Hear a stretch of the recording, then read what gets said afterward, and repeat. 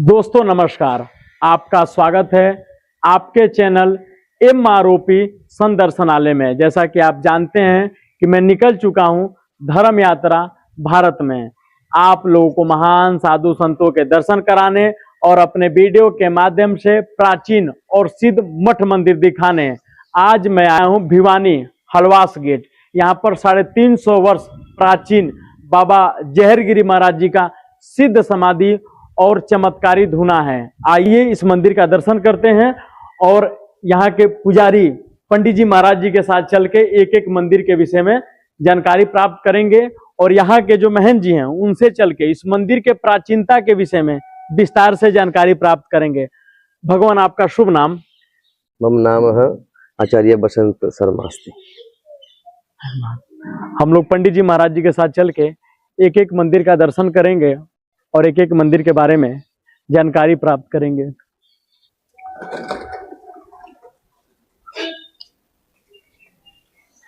यहाँ पर ये धुना है? नहीं, उधर है धुना। ये क्या है महाराज जी? ये धुना है। इसमें क्या कि ये यज्ञ होता है, अखंड यज्ञ होता है इसमें। हाँ। भंडारे के समय में दुर्गा अष्टमी आती है तब अखंड चलता है ये। दोस्तों प्राचीन अलग है। दोस्तों ये अखंड धुना दुर्गा अष्टमी में चलता है और ये मंदिर परिषद के आगे एक धुना है। ये चिमटे महाराज जी कैसे हैं? चिमटा ये प्राचीन है, जो हमारे जो साधु संत हैं जो यात्राएं करके आते हैं बाहर से, ज्योतिर्लिंग की करके आ रहे हैं, वहां से वो लेके आते हैं तो प्रसाद के स्वरूप में वो यहाँ पे विराजमान कर देते हैं। चलिए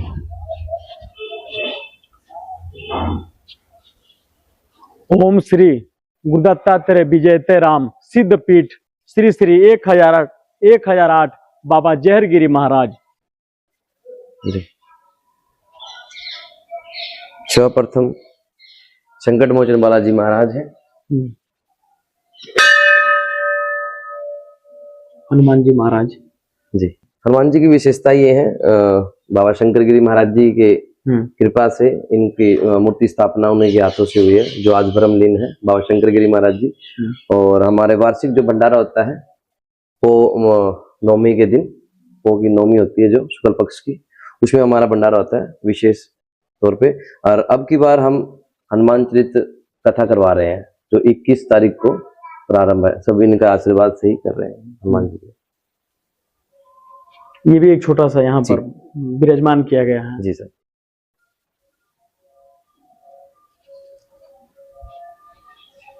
ये अन्नपूर्णा है।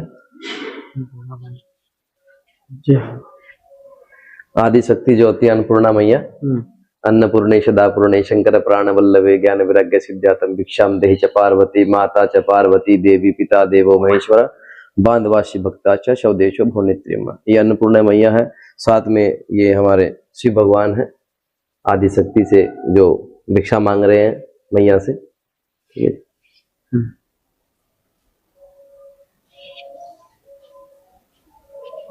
दोस्तों ये शिवलिंग है। कितना प्राचीन शिवलिंग होगा प्रभु? प्राचीन जब बाबा शंकरगिरी महाराज जी ने यहाँ का जो कारोबार संभाला है तब से ये यहाँ पे विराजमान है शिवलिंग। और साथ में शिव परिवार है जिसमें से भोले शंकर है, गणेश जी महाराज है, कार्तिकेय जी है, गौरी मैया है और नंदेश्वर महाराज है। तो सरप है नर्मदेश्वर महादेव। नर्मदेश्वर जी। आपको आगे चल के पारदेश्वर महादेव भी दिखाएंगे। नर्मदेश्वर जो पत्थर का होता है वो नर्मदेश्वर होता है, जो पारा से बना होता है वो परदेश्वर होता है, वो भी दिखाएंगे आपको। चलिए माता के पास।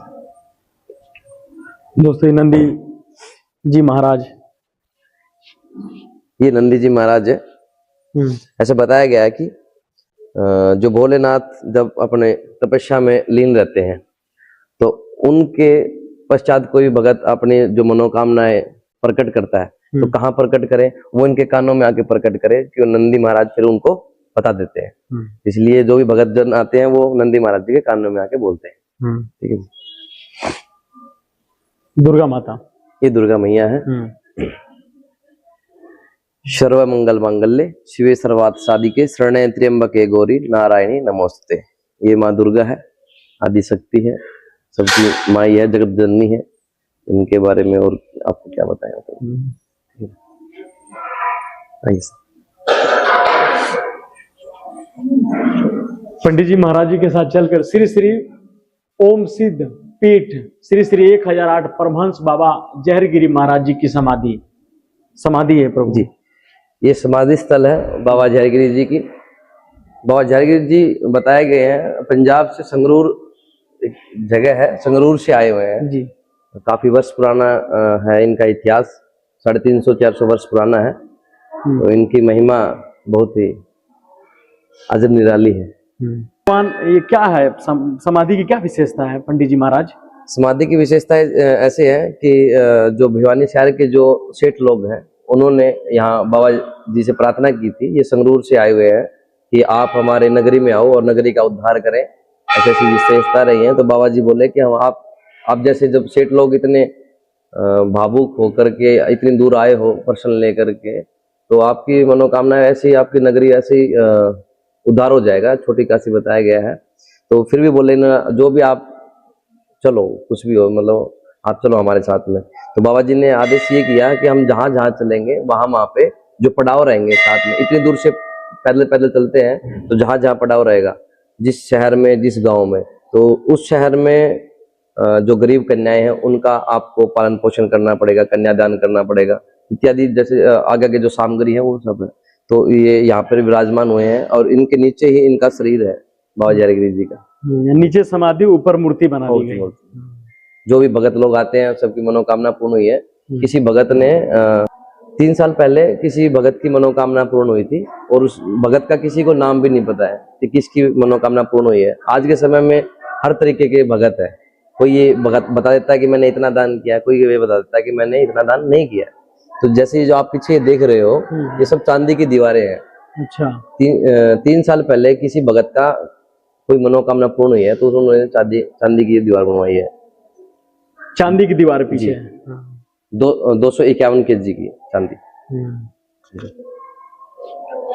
भगवान ये क्या है? ये बाबा जी यहाँ बाबा जहरगिरी जी महाराज जी शयन करते थे। सोने का पिलंग, जिसको देसी भाषा में बोलते हैं, सोने का पिलंग है। जिस तरीके से जो प्राचीन है ये सब उसी समय का है ये सब। अच्छा, हाँ, सब वैसे का वैसे ही 350 वर्ष पुराना ही है। 350 वर्ष प्राचीन ये पलंग है जी। इनको हम बदलवा देते हैं 4-5 साल में, ये फट जाते हैं जी। जैसे झाड़ू पोछा कुछ सफाई वफाई करते हैं ना, उस समय। ये कैसी पुस्तकें रखे हैं? ये पुस्तकें ये मनोहर लाल खट्टर जी और नायब सिंह सैनी जो हमारे मुख्यमंत्री हरियाणा के, उन्होंने हमको भेंट की है, गुरु महाराज जी को भेंट की है कि आपके पास छोटे छोटे बटुक रहते हैं पढ़ाई करने के लिए, तो उनको आप अध्ययन करवाए। ये 4 वेद है, शुक्ल यजुर्वेद, ऋग्वेद, सामवेद, अथर्ववेद इत्यादि और अन्य है। ठीक है।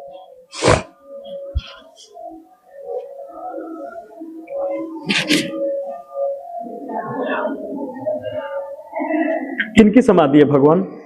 ये बाबा शंकरगिरी जी नाम है इनका। बाबा जहरगिरी जी के बाद 5 महात्माएं और हैं जिन्होंने भजन किया और वो अपने मोक्ष को प्राप्त हो गए।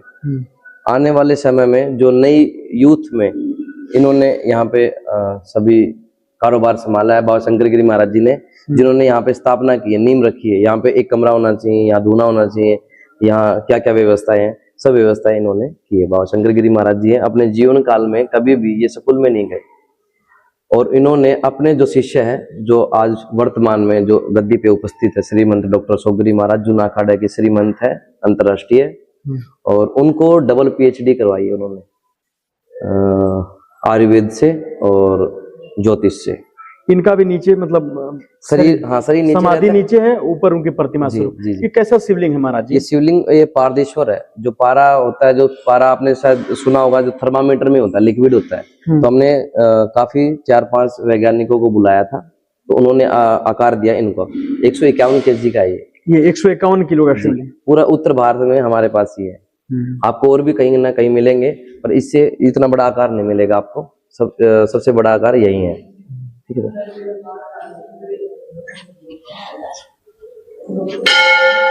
ये भी शंकरगिरी महाराज जी, ये शंकरगिरी महाराज जी हैं। उनका ये इनके ऊपर शयन करते थे, तो ये यही है। किसी भगत की मनोकामना पूर्ण होती है तो वहाँ यहाँ आकर के वो चद्दर चढ़ाते हैं, बहली चढ़ाते हैं। आज हमारी मनोकामना ये पूर्ण हुई है। किसी की नहीं होती है तो फिर ये बोलते हैं कि हमारे ये चद्दर, ये एक बेली है, बाबा हमारा ये काम कर दो। बाबा जी वो काम करते हैं। चलिए, इनका भी वही खाट पुराना हाँ, चलते ये पलंग। आज के यूथ में है ना, हम्म। क्योंकि इन्होंने समाधि 5 वर्ष इनको 9 वर्ष में। चले हाँ।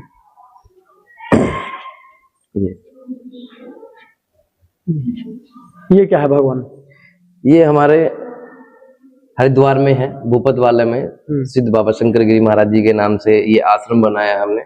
जो डॉक्टर सुखगिरी महाराज जी हैं, उन्होंने अपने गुरु की याद में ये बनवाया है। जिस तरीके से हम जो गृहस्थी लोग होते हैं, गृहस्थी लोग क्या कि अपने पूर्वजों के लिए गंगा के किनारे एक कमरा बनवाते हैं कि हमारे पितर जो हैं वो अपने शांति से रहें। एक धार्मिक स्थल पे एक कमरा बनवाते हैं। तो श्री महाराज जी हैं, तो उन्होंने अपने गुरु की याद में ये गंगा के किनारे ये बनवाया है पूरा। ये कहाँ स्थित है? ये भूपत वाले में, हरिद्वार में जी।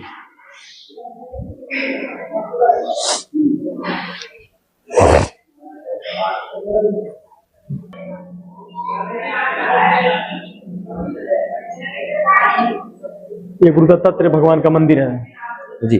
हाँ। ये गुरु दत्तात्रेय हैं, आपने हर जगह सुना होगा श्री गुरु दत्तात्रेय विजय तेतराम। जो साधु संत होते हैं, जो नागा सन्यासी होते हैं, उनके इष्ट देवता होते हैं गुरु दत्तात्रेय महाराज।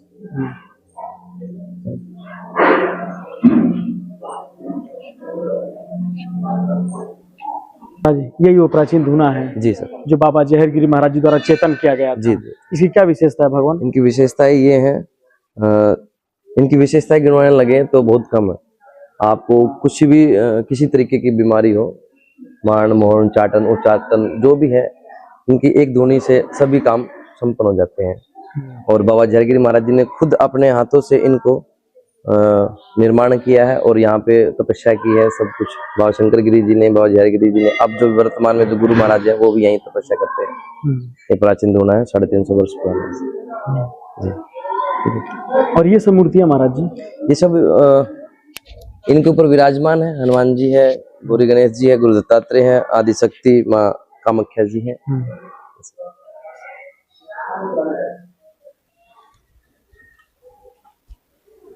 पर लगभग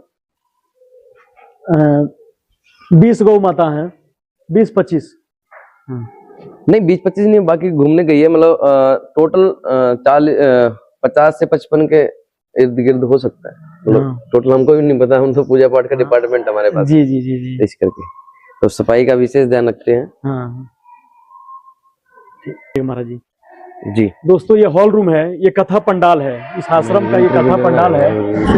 यहाँ पर कथा पूजन, ठीक है, जैसे आयोजन हो गया यहाँ पे प्रभु। जी जी। यहाँ पर आयोजन का हो गया, भागवत कथा, राम कथा इस पंडाल में होता है जी। इस पंडाल में होता है जो आश्रम के प्रति कोई भी कार्यक्रम होता है, मांगलिक कार्यक्रम, वो यहाँ होता है। अन्यथा जो भी जैसे कि गोरक्षा दल है और बजरंग दल है इत्यादि, उनकी कोई भी मीटिंग होती है, कोई शाखा होती है आरएसएस की, तो यहाँ हम निःशुल्क उनको दे देते हैं। जी। बहुत बड़ा हॉल है प्रभु गुरुजिया का, आश्रम का। जी, ऐसे ही ऊपर है, ये सब ऐसे हॉल है। जी जी। वो उनके शिष्य हैं गुरु जी के, यही। हाँ, ये यहाँ पे सब कुछ है। ये यहाँ पे पकवान बनेंगे 29 तारीख को। ये बड़े बड़े कढ़ाई। हाँ, ये भंडारे की तैयारी हो रही है। जो वार्षिक जो भंडारा होता है 29 तारीख का, उसमें वार्षिक भंडारे की सब तैयारी हो रही है। अभी गंगा जल आया है उन्होंने सब में, कल रात्रि में हरिद्वार से आया है। सारे उटंकी में गंगा जल है? सब गंगा जल है। गंगा जल से ये लड्डू बनेंगे, लड्डू प्रसाद जो होता है देसी घी और गंगा जल से। अच्छा।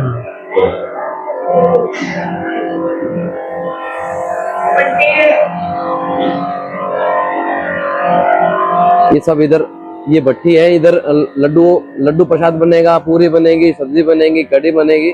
जो भी मतलब भंडारे का जो भी आयोजन का, जो प्रसाद का जो है कार्यक्रम, वो सब यही होगा। जो पीछे का जो बैकग्राउंड है, जिस तरीके से कच्चे कोयले हैं और सभी तैयारी होने लग रही है, वहाँ पे कोयले हैं और लकड़ी है, गुटके हैं, सब। कितने संख्या में भीड़ हो जाती है महाराज? संख्या कुछ भी नहीं है, ना ही हमारे पास कोई मशीन है, पर हमारे पास संख्या हम इस तरीके से मानते हैं, जैसे कि हम जो महात्माएं जो आते हैं, गद्दीधारी होते हैं और जो घूमते फिरते रहते हैं, उनके लिए हम कंबल देते हैं, कंबल भेंट करते हैं। 17 से 1000 कंबल लेके आते हैं। तो वो क्या है कि वो सब वितरित होते हैं ना, उसी से संख्या बनाई जाती है कि हाँ इतने हमारे कंबल चले गए हैं, इतने हमारे पास है, तो उससे अनुमान लगाया जाता है। और हम ये कह सकते हैं कि